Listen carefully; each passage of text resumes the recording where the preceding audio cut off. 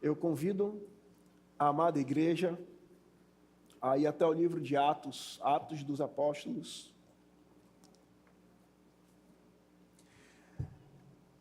capítulo 2, 42 a 47.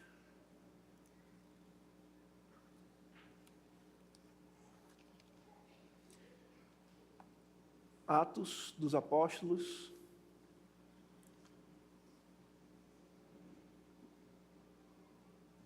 capítulo 2, de 42 a 47. Convido a amada igreja a acompanhar comigo a leitura das Sagradas Escrituras. A inerrante palavra do Senhor, ela diz assim: e perseveravam na doutrina dos apóstolos, e na comunhão, no partir do pão e nas orações. E em cada alma havia temor, e muitos sinais eram feitos por intermédio dos apóstolos. E todos os que creram estavam juntos e tinham tudo em comum. Vendiam as suas propriedades e bens, distribuindo o produto entre todos, à medida que alguém tinha necessidade. Diariamente perseveraram, unânimes no templo, partiam pão de casa em casa e tomavam as suas refeições com alegria e singeleza de coração, louvando a Deus e contando com a simpatia de todo o povo. Enquanto isso, acrescentava-lhes o Senhor, dia a dia, os que iam sendo salvos. Oremos. Senhor, aplique em nós a porção lida da Tua palavra, que ela seja anunciada, ensinada para a edificação do Teu povo e nada mais. Seja anunciada e ensinada para a exortação, a administração do Teu povo e nada mais. Que o Teu povo, ao ouvir a Tua palavra, saia daqui totalmente mudado, entendendo o que o Senhor quer falar. E por isso, nós recorremos a Ti, para que o Teu Santo Espírito, Ele nos convença das Tuas verdades. Assim nós choramos, no nome de Jesus. Amém. O título do sermão de hoje é Unânimes. O título é Unânimes. O sermão está dividido em 4 pontos, sendo ele: uma igreja saudável persevera no ensino apostólico. Verso 42. Uma igreja saudável persevera no ensino apostólico. Verso 42. Segundo ponto. Uma igreja saudável vive em comunhão. Uma igreja saudável vive em comunhão. Do verso 42, ainda até o verso 44. O outro ponto: uma igreja saudável cultiva uma vida de oração. Uma igreja saudável cultiva uma vida de oração. Verso 46. E o último ponto: uma igreja saudável, ela dá testemunho. Uma igreja saudável, ela dá testemunho. Verso 47. Nos é contado uma história de uma pequena igreja localizada em uma cidade do interior. Era uma congregação simples, sem muitos recursos e sem grandes estruturas. Aos olhos humanos, parecia apenas uma igreja, entre tantas outras naquela localidade. No entanto, algo especial acontecia naquele lugar. Os membros daquela igreja eram conhecidos por seu compromisso com a palavra de Deus. Eles se reuniam regularmente para estudar as Escrituras e crescer mutuamente. Além disso, havia entre eles um forte senso de unidade. Quando alguém enfrentava dificuldades outros estavam sempre aptos para ajudar, aconselhar e orar juntos. A vida espiritual daquela igreja tinha uma marca muito intensa, pautada pela oração. Antes de tomar qualquer tipo de decisões ou iniciar qualquer atividade, eles buscavam a direção de Deus. A confiança daquela igreja, ela não estava nas estratégias humanas e simplesmente na ação do Senhor e nada mais. Com o passar do tempo, os moradores daquela cidade iniciaram a perceber algo diferente naquela igreja. O amor, a alegria e a forma como aqueles cristãos viviam e desenvolviam a sua fé chamava a atenção. Muitas pessoas iniciaram a se aproximar, ouviram o Evangelho e passaram a experimentar a verdade das Sagradas Escrituras e, consequentemente, tiveram as suas vidas totalmente mudadas pela verdade de Deus. Aquela pequena igreja começou a crescer. E é sobre isso que esse texto fala. Uma igreja espiritualmente saudável é aquela que vai perseverar na palavra, viver em comunhão, cultiva uma vida de adoração e oração e testemunha Jesus Cristo, morto e ressuscitado. Uma igreja saudável, ela vive em comunhão e ela também vai perseverar na doutrina apostólica. O texto de Atos 2, verso 42, ele inicia essas características com algo que é muito essencial para a vida da igreja. Ele vai iniciar da seguinte forma: e perseveravam na doutrina dos apóstolos. Vejam que o ato de eles iniciarem desta forma, como Lucas vai descrever a vida da igreja primitiva daquele momento, ele deixa claro que, nos seus versos, eles perseveravam no ensino apostólico, indicando que a palavra de Deus estava em ênfase na vida da igreja. Era comum, em primeiro lugar, eles terem como foco o ensino e, sobretudo, perseverar nesse ensino. A expressão que é usada aqui, perseveravam, revela uma atitude de constância, dedicação e um compromisso contínuo. Não era algo aleatório ou motivada por uma mera ênfase motivacional. Era simplesmente algo que eles se convenciam que era necessário e por isso assim faziam. E não apenas uma vez, 2, 3 vezes, mas era algo que fazia parte da vida daqueles irmãos. Não se tratava de um simples interesse ocasional pelo ensino. Nossa, veja como Pedro ensina bem. Nossa, veja como esse apóstolo ele ensina bem. Ou esse daqui ensina diferente. Não. A igreja estava unânime, focada, porque ela de fato perseverava no ensino apostólico. Essa é uma atitude que demonstra um valor à igreja. Além de dar esse valor, ela também fala sobre a formação espiritual daqueles irmãos. A formação espiritual deles era simplesmente pela palavra e nada mais. É muito fácil nós olharmos para as igrejas hoje e, de fato, nós enxergarmos várias coisas que podem nos direcionar a ficar em um lugar. Nós podemos olhar para as estruturas, nós podemos olhar pelo conforto, nós podemos olhar por tudo aquilo que a igreja local ela pode oferecer. Mas eu lhe convido a olhar para esse texto e ver que não tem nada disso aqui. Eles não tinham nenhum tipo de estrutura. Não tinha internet, não tinha carro, não tinha avião, não tinha rádio, não tinha nada disso.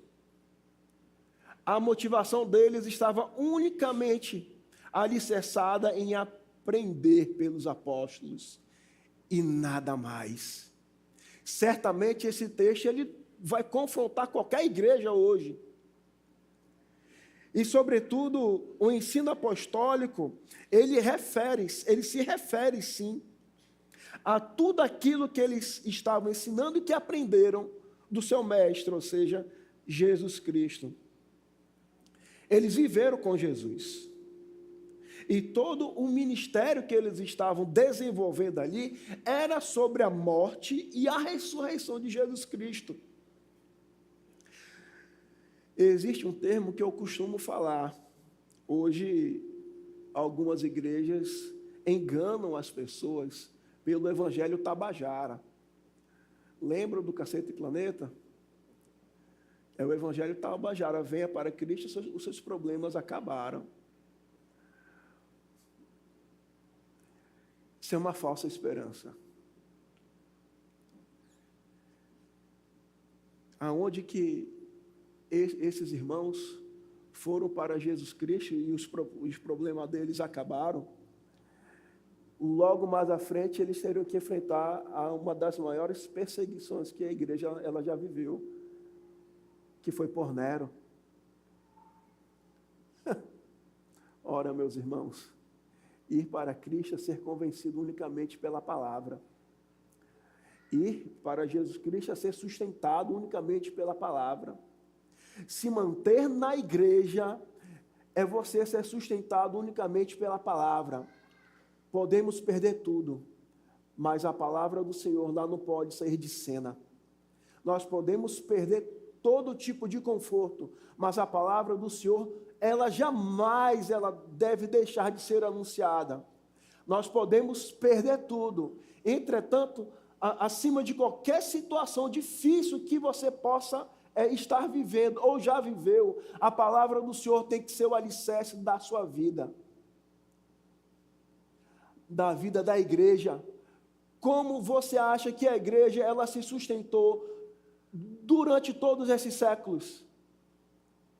Se não for pelo fiel ensino das Sagradas Escrituras. Como que você acha que pode se sustentar em um momento de tempestade na sua vida? Se você não estiver alicerçado na palavra de Deus. É por isso que Lucas, ao descrever, ele fala uma grande verdade: perseveravam na doutrina dos apóstolos. Ele poderia iniciar com qualquer outra característica, mas ele entendeu que todas as outras características, elas são dependentes do ensino apostólico.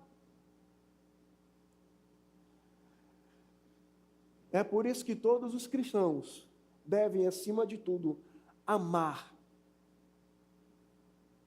e estudar a palavra de Deus. E esse ensino, ele incluía o anúncio do Evangelho, a explicação das Escrituras e a orientação sobre a nova vida que há em Jesus Cristo. Os apóstolos, eles tinham uma autoridade espiritual para ensinar, porque haviam sido escolhidos para isso, e enviados pelo próprio Senhor para isso.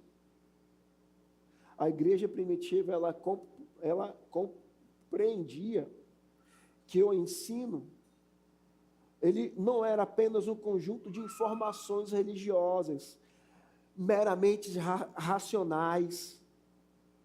Ele era um fundamento para uma vida cristã edificada e sustentada espiritualmente pela palavra. O ensino desses homens dava um direcionamento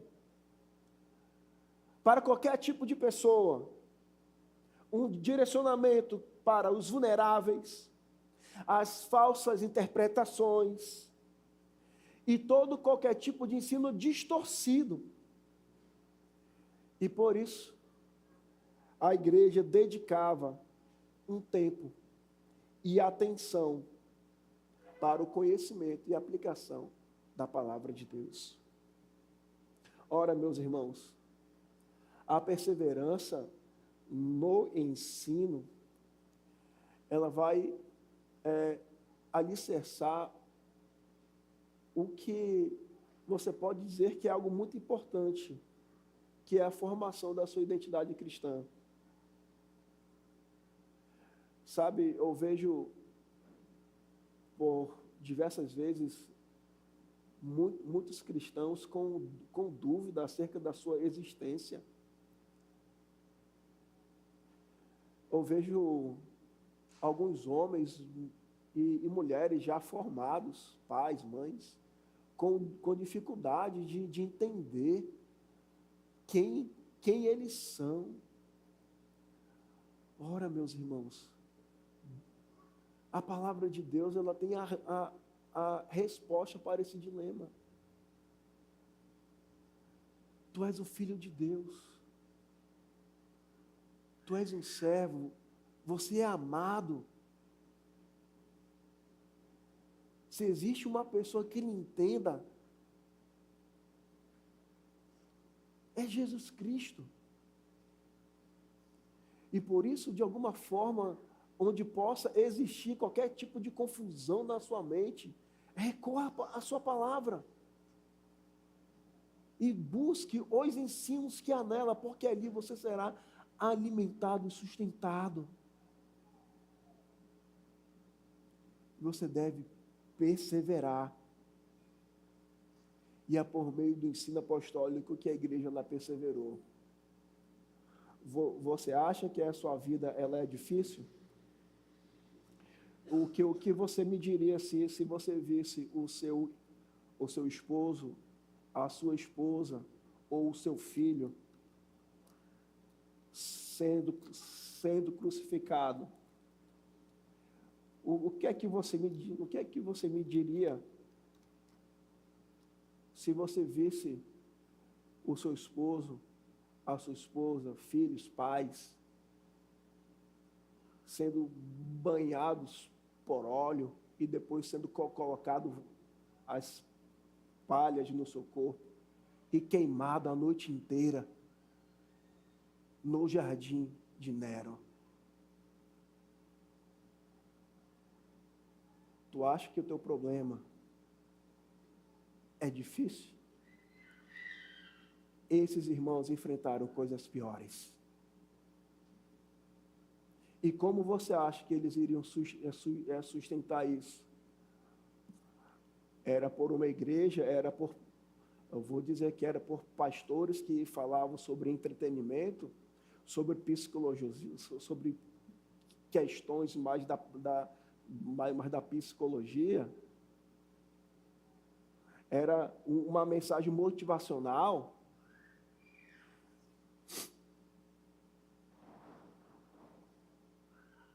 Jesus Cristo disse: quem quiser vir após mim, tome a sua cruz e siga-me.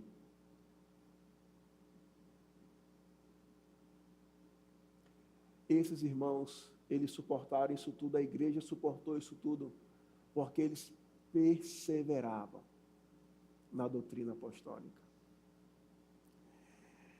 Meus queridos, não existe algo que é tão valioso para a igreja se não for um ensino. Uma igreja que não tem ensino, ela é uma igreja fraca. Uma igreja que não tem ensino, ela é levada por qualquer tipo de ensino, por qualquer tipo de vento de doutrina. Uma igreja que não tem ensino, ela gera confusão, ela não gera maturidade. Uma igreja que não tem ensino, ela vai confundir a sua cabeça e, em vez de gerar uma maturidade, ela vai gerar inocência, ela vai gerar imaturidade. O ensino, ele é mais do que uma aplicação intelectual. Afinal, a fé que nós temos, ela é uma fé que utiliza, assim, a razão, mas também ela vai para a execução, ela vai para a prática. E é isso que nós vamos ver agora. Leia aqui comigo. Olha só. E perseveravam na doutrina dos apóstolos, ensino. Agora, como que eles viviam? Na comunhão, no partir do pão e nas orações. A fé cristã, ela não existe uma dicotomia. Não tem nenhum tipo de dualismo. Eu não vou me reunir simplesmente porque o ensino é bom e eu quero me alimentar porque o ensino é maravilhoso. Eu me reúno para ouvir um bom ensino, para que faça sentido na minha vida e eu possa entender, fazer, executar para a glória de Deus. Eu sou ensinado para que eu possa fazer, e fazer bem, como executando por modo de uma vida digna. E como que a comunhão de todos os santos, ela faz isso? Pela comunhão, pelo partir do pão e nas orações.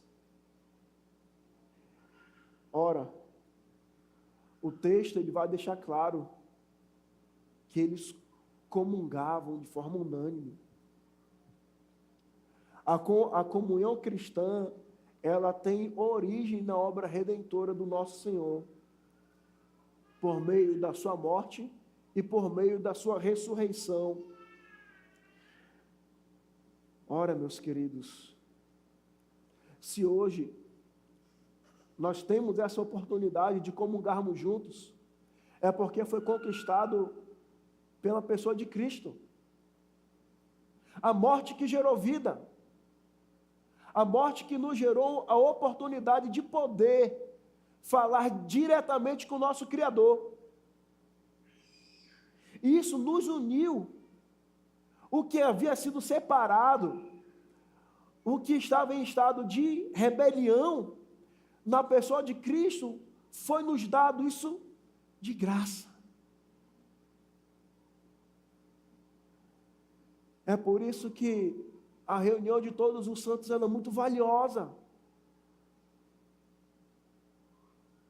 Nós não podemos escolher outras coisas em benefício muito particular,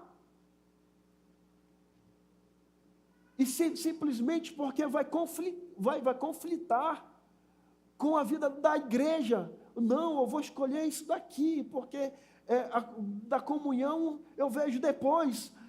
Ora, já pensou se Jesus Cristo, ele falasse, não, eu não vou morrer agora não, eu vou morrer só depois. Eu não vou gerar essa comunhão aqui não. Essa comunhão vai me custar muito caro. Eu vou sangrar, eu vou chorar, o meu corpo vai ser moído. E depois eu faço isso. Não. Ele morreu para que você tivesse a oportunidade de estar junto e viver uma vida de comunhão.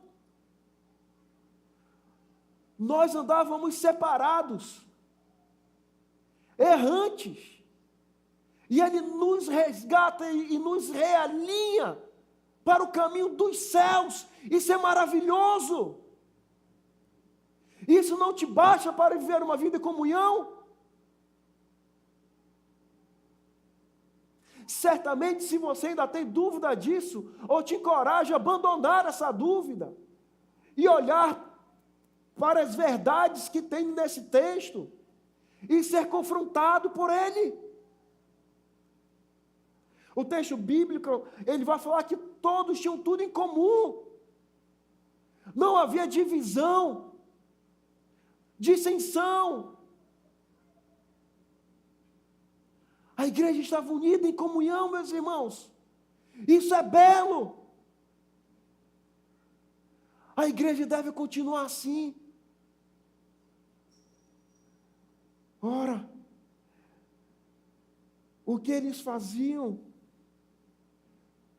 não era nada mais, nada menos do que uma vida de igreja. Comunhão. Eles não tinham uma vida individualizada, eles estavam juntos. Os crentes passaram a compartilhar da mesma fé, o mesmo Senhor, uma mesma esperança. Essa realidade dava a eles um senso de pertencimento, uma unidade, eram membros da mesma igreja.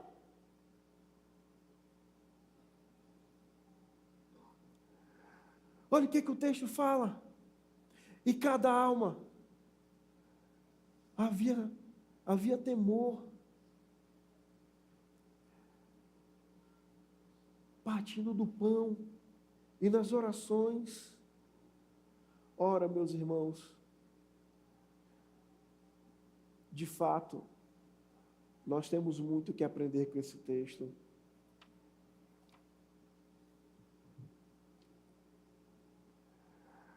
A perseverança deles era movida pelo forte zelo espiritual.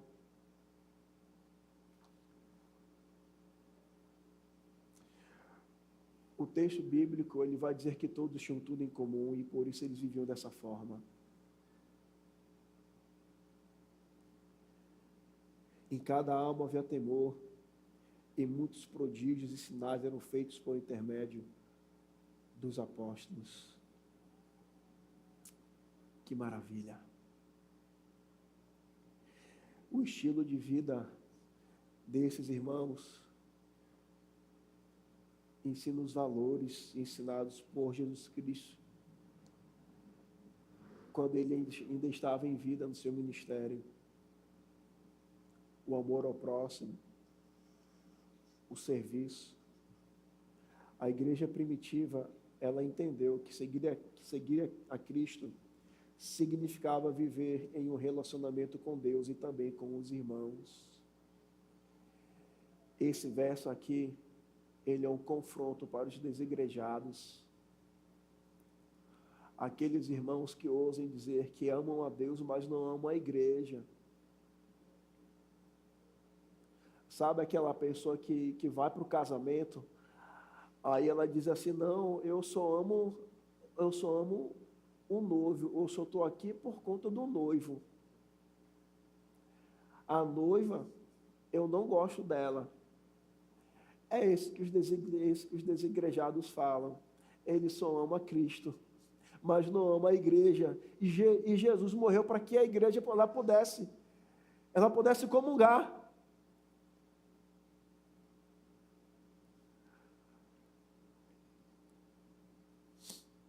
Ora, meus irmãos, fica claro que a comunhão cristã é ela que contribui para o crescimento espiritual de todos os crentes.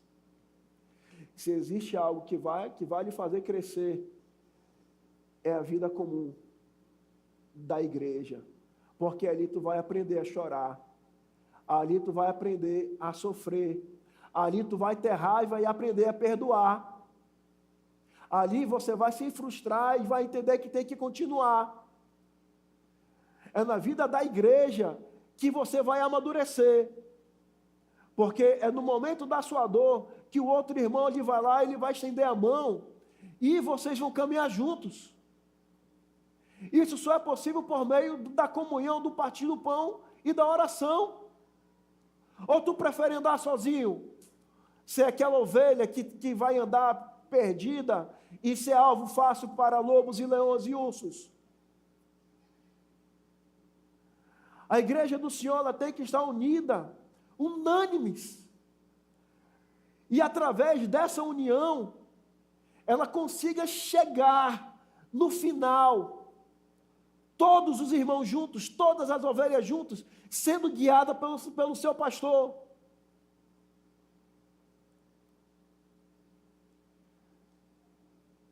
Se existe algo no seu coração que não tem fortalecido a unidade da igreja, lance fora. E busque o cuidado mútuo. Busque ser uma testemunha em comunhão com seu irmão.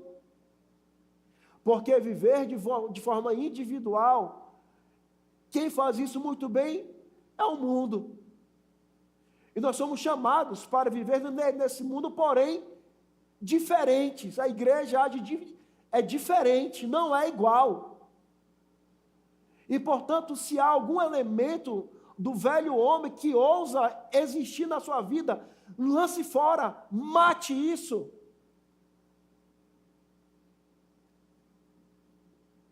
Porque Jesus, ele morreu para que você tivesse uma vida totalmente transformada.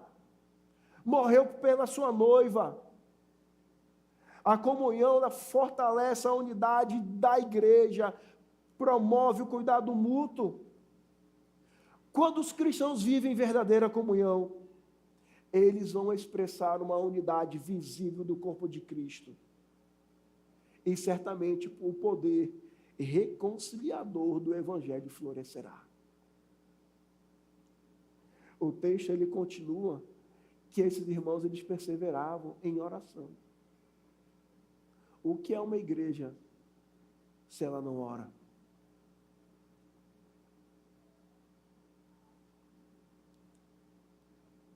O que vai acontecer se a igreja ela não se fortalecer das orações e por meio das orações? A oração ela deve ocupar um lugar na vida comum e na vida da igreja. Esse texto, ao afirmar que os irmãos aqui, eles viviam unânimes em oração, nós podemos ver que não era algo ocasional. Fazia parte da vida.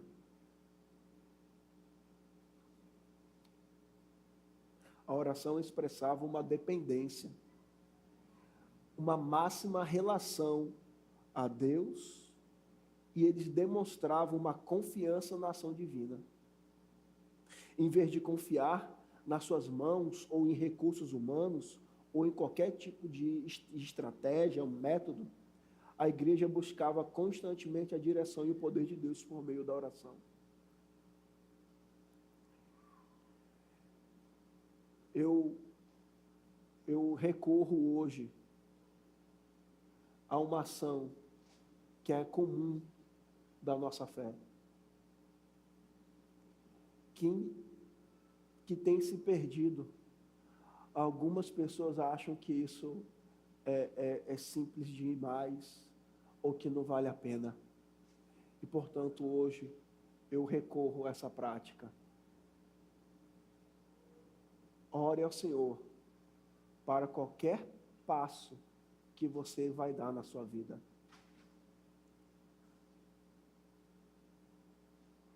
Parece bobo, é muito simples. Talvez por isso você não faça. Mas você, ao fazer isso, você vai estar recorrendo ao Senhor da tua vida. O Senhor do teu caminho. Antes de dizer sim ou não, recorra ao Senhor. Antes de dar o passo para a esquerda ou para a direita, para a frente e para trás, recorra ao Senhor. É pela oração que você terá a sua resposta. Aos jovens que estão saindo do ensino médio e não sabem a faculdade que tem que fazer, recorra ao Senhor. Aos homens e às mulheres jovens que querem, almejam ter um casamento, recorre ao Senhor. As mulheres casadas que almejam ser mães, recorrem ao Senhor. Aos homens e às mulheres que já têm filhos e sabem o desafio que é de ser pai e ser mãe, recorra ao Senhor. A você que tem o seu emprego, que por vezes se sente desvalorizado, recorra ao Senhor, porque Ele sabe quem você é. Talvez você não sabe, mas Deus sabe. Tudo na nossa vida, nós devemos recorrer ao Senhor. E como igreja, nós devemos fazer isso juntos.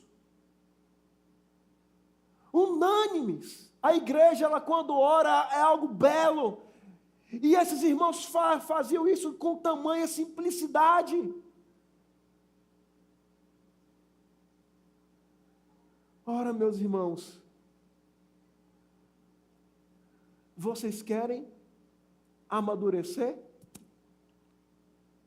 Orem ao Senhor. Querem crescer? Orem ao Senhor. Quanto tempo vocês têm se dedicado à oração? Avalie o seu coração. Ou tu acha que você apertou o botão e está lá, deixa a vida me levar, a vida leva eu, e está tudo bem, eu estou aqui nesse mundo, eu vou à igreja, eu dizimo, eu ajudo no ministério, eu participo aqui, eu participo ali, e está tudo certo? Você não recorre a Deus em nada na sua vida?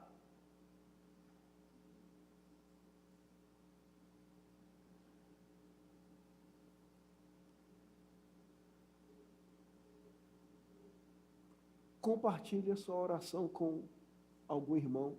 Chame algum irmão para a sua casa, para um café da tarde, e ali se dedique junto em oração.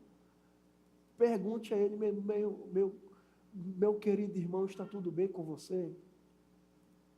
A sua vida, a sua filha, o seu marido. Você quer compartilhar? Vamos orar juntos, isso é vida de igreja.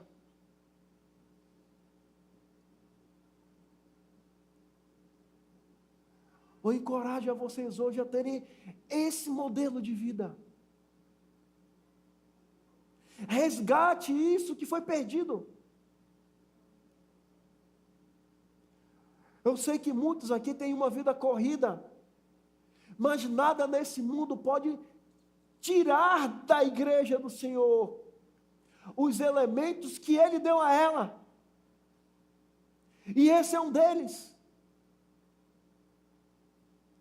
A oração comunitária. Não deixe para orar somente quando vier à igreja.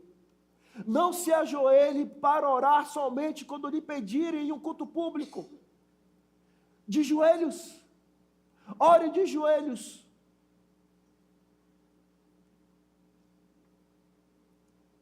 Isso mostra que a sua adoração vai muito além de meramente repetição de palavras. Orar juntos, como foi feito hoje, vai expressar uma comunhão de uma fé pública. Os crentes regularmente se reuniam para orar. A vida de adoração, meus queridos, era uma vida com um aspecto público, como também um aspecto doméstico. Na sua casa, escolha um lugar, escolha um momento e ore ao Senhor. Você passa 40 minutos vendo um episódio de uma série. Eu não sou contra de você ver série.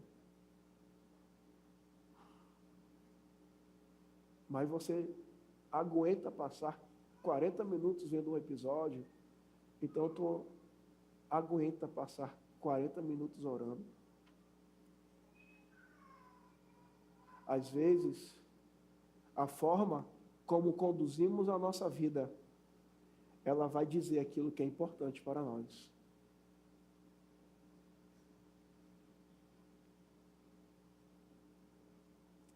O texto, ele vai ressaltar muitas verdades. Olha o verso 45. Vendiam as suas propriedades e bens, distribuindo o produto entre todos, à medida que alguém tinha necessidade. Diariamente, perseveravam unânimes no templo, partiam pão de casa em casa e tomavam suas refeições com alegria e singeleza de coração. Esses irmãos tinham uma singeleza de coração. Eles eram verdadeiramente humildes, não porque não tinham nada. Era o entendimento perfeito da palavra humilde. Contentamento.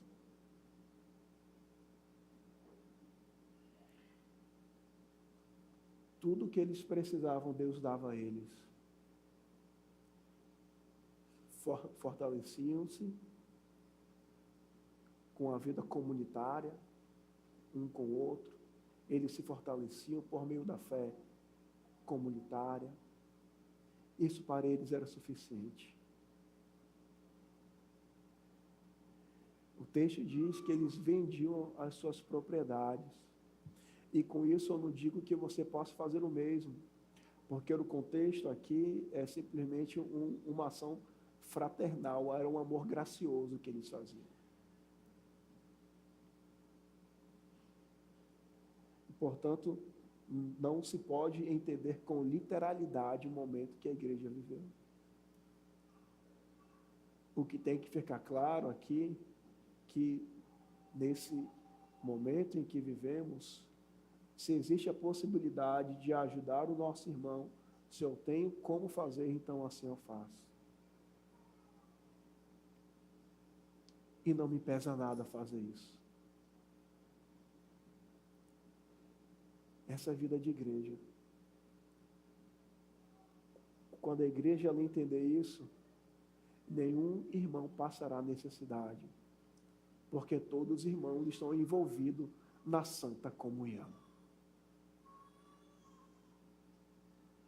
Agora, se cada um viver a sua vida individual, se você não ousa a perguntar como que está a vida do seu querido irmão, você nunca vai saber o que ele está passando. Portanto, não saberá como ajudar.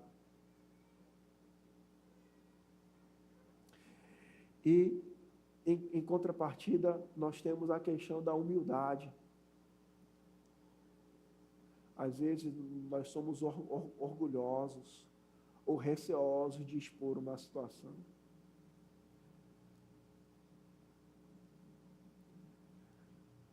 Certa vez, uma ovelha, ela muito orgulhosa, mas um servo do Senhor.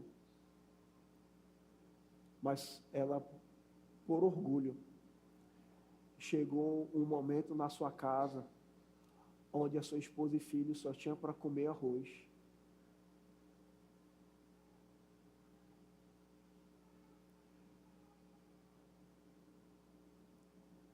E o seu pastor perguntava para ele se estava tudo bem, se estava faltando alguma coisa. Os diáconos iam na casa dele e diziam que não, aqui está tudo bem, por orgulho.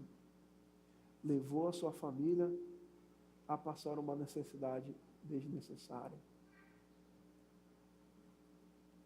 Essa é a vida do orgulhoso.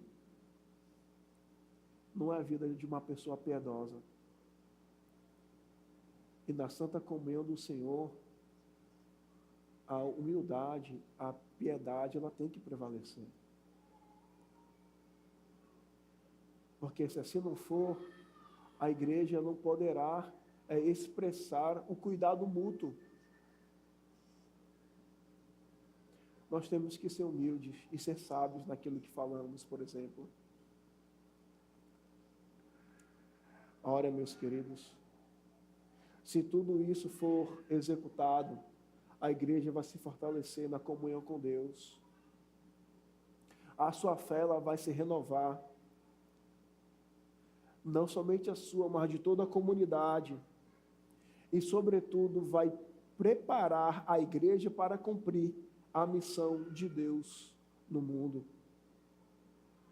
Quando a igreja, ela mantém uma vida com regularidade de oração, de adoração, de comunhão, ela permanece espiritualmente viva e é sensível à ação de Deus na sua vida, no meio da igreja e na história. Sabe, meus irmãos, o texto encerra de forma maravilhosa. Eles vão dizer assim: louvando a Deus e contando com a simpatia de todo o povo. Enquanto isso, o quê? Diga, o Senhor, dia a dia, os que iam sendo salvos.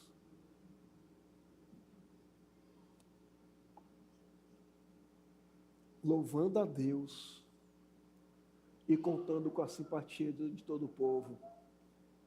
O que eles faziam aqui não era um aspecto particular, não era isolado. O texto fala que eles contavam com a simpatia de todo o povo, ou seja, eles davam testemunho daquilo que eles faziam.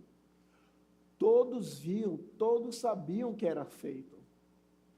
E por isso causou um impacto na vida das outras pessoas. Nossa, eles são tão unidos. Vejam, eles têm tão pouco, mas são tão contentes. Eles estão cantando, louvando ao Deus que eles dizem que existe. Que interessante. Essa ação pública deles levou a ganhar a simpatia de todo o povo, ou seja, um bom testemunho da fé para os que não creem. Certa vez, um jovem, ele foi fazer um exame no SUS. E logo que ele marcou esse exame, ele reclamou logo: poxa vida, eu vou ter que ir para o SUS, eu vou chegar lá, vai demorar, eu tenho tanta coisa para fazer, eu vou ser o último, vou chegar às 7 da manhã para sair meio-dia, vou perder muito tempo. E chegando lá, foi exatamente isso que aconteceu. Chegou cedo e foi o último. E murmurando muito. Mas, nesse processo, no tempo que ele ficou esperando ali, Deus, ele atuou para que esse coração murmurador fosse tratado. Na sala em que ele estava, veio uma senhora, já de idade, uma faxineira, uma zeladora, veio passando álcool e cantando a Deus, e ela esfregando, varrendo e cantando ao Senhor ali, alegre por aquilo que ela estava fazendo. Esse jovem entendeu. Ali, Deus tratou o coração desse jovem. Esse jovem era eu.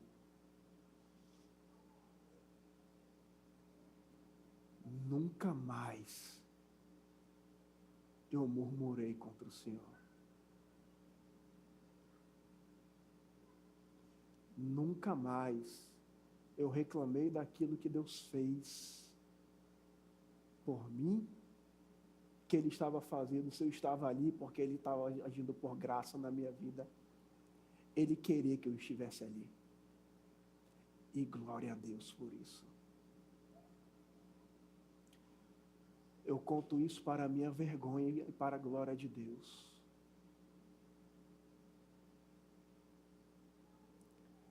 A nossa vida, ela deve ser um perfeito louvor.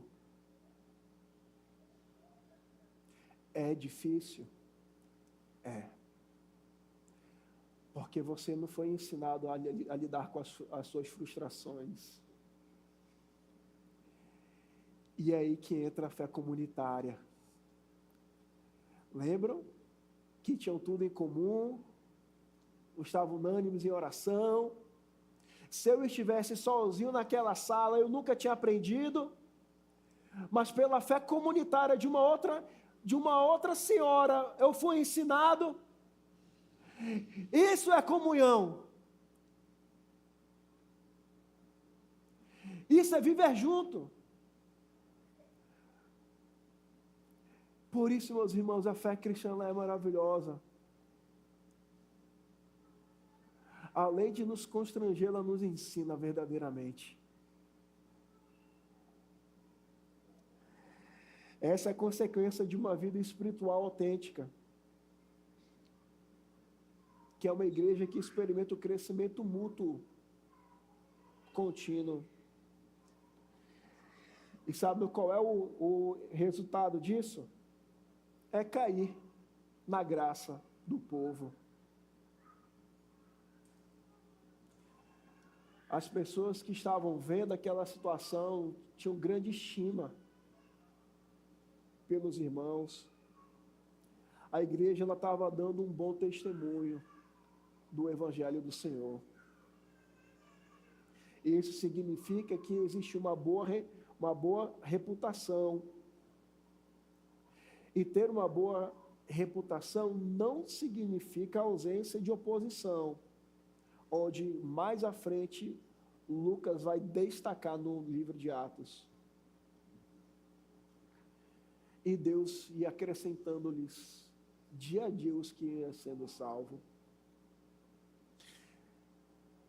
Certamente esse texto, ele confronta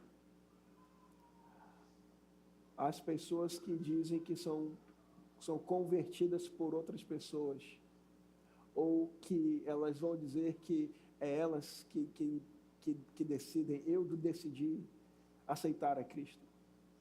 Não. É o Senhor quem salva, é o Senhor quem acrescenta, é o Senhor que lhe sustenta, é o Senhor que lhe corrige. E o texto, ele ainda enfatiza, dizendo dia a dia, mais pessoas iam confessando a fé em uma igreja que manifestava de forma digna, ou se esforçava para isso. E Deus ia acrescentando diariamente pessoas para a salvação. Ora, meus irmãos, quando a comunidade cristã vive de acordo com os princípios do Evangelho, sua vida se torna um testemunho visível da graça de Deus. E esse testemunho, ele abre portas para a proclamação da mensagem cristã. Ele que vai dar oportunidades para que novas pessoas ouçam, conheçam e, se assim for da vontade de Deus, sejam salvas. Todo esse crescimento foi resultado de uma combinação entre uma vida espiritual autêntica e um testemunho consistente diante de uma sociedade. E a ação soberana de Deus estava ali com eles. E esse retrato da igreja primitiva, ela continua sendo um desafio e um chamado para a igreja contemporânea. Mais do que estruturas, qualquer tipo de programas ou estratégias, o que realmente sustenta a vida e o crescimento da igreja é a sua fidelidade a esses princípios espirituais. Portanto, a igreja cristã, ela precisa refletir sobre a sua própria vida. Vocês estão perseverando na palavra de Deus? Quantos têm dedicado seu tempo para a leitura anual da palavra do Senhor? Eu vou além. Não precisa nem ser a leitura anual. Quantos têm lido a Bíblia? Diariamente. Vocês têm cultivado uma verdadeira comunhão? Vocês têm procurado uma vida de oração pessoal e comunitária?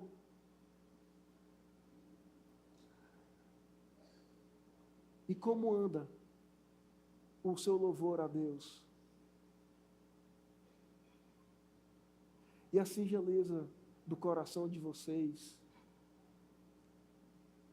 Uma igreja espiritualmente saudável é aquela que vai perseverar na palavra, ela vai viver em comunhão, ela vai cultivar uma vida de adoração e oração, e ela vai testemunhar a Cristo, esse morto e ressuscitado.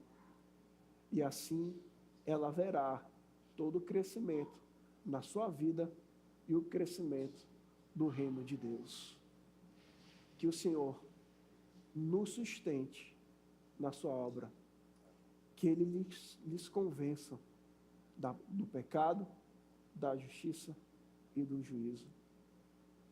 Que a palavra de Deus seja o verdadeiro alicerce para a sua vida e que você encontre nela todos os elementos para fortalecer a sua fé e, sobretudo, viva em comunhão, porque é ali onde ferro afiará ferro e você vai, mesmo com as suas frustrações, amadurecer no Senhor com uma vida comunitária.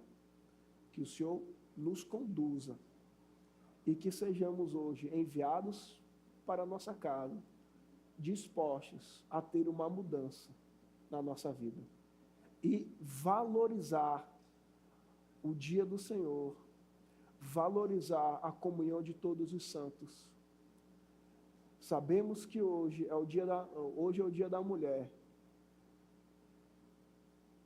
Mulheres, vocês são maravilhosas. Eu não seria nada sem a minha mulher. Eu não sou nada sem minha esposa. Mas a comunhão no dia do Senhor, ela é maior do que o seu dia. Hoje a igreja está vazia, para a vergonha daqueles que escolheram erradamente estar longe da comunhão do Senhor. Portanto, ensinem os outros irmãos a como viver uma vida comunitária de maneira digna. Que o Senhor nos conduza e nos fortaleça diariamente para isso. Amém.